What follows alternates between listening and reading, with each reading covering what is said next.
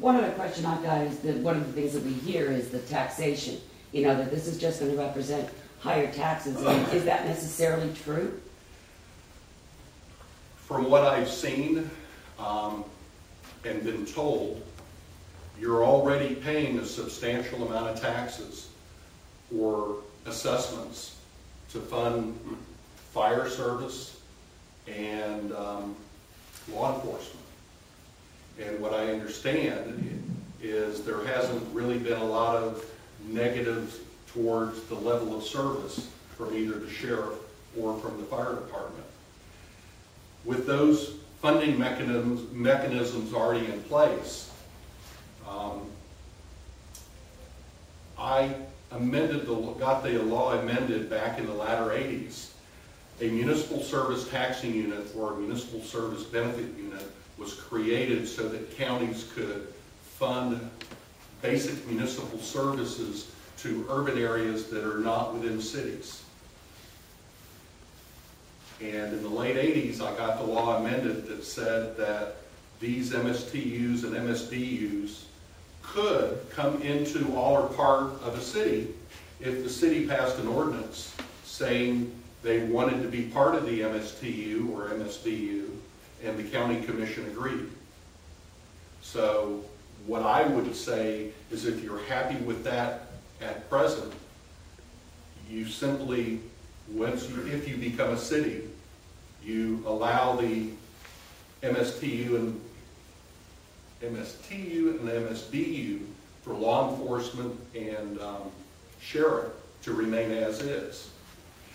People think that when you become a city, you're going to have to start paying for that, but you're already paying for it if you're happy with the level of service. Now, with some places, the sheriff, they'll enter into a contract with the sheriff because the sheriff's road patrol is marginally funded and deputies can only respond based on priority. And the area may want a higher level of service from the sheriff. So they enter into a contract and work out negotiation of how many additional deputies they want to have, and then they would pay additional monies. But most counties don't have an MSTU to fund the sheriff. What's that? I don't think any county does. Oh yeah, there's a number of them that do. Alachua County does it very similar to Charlotte County.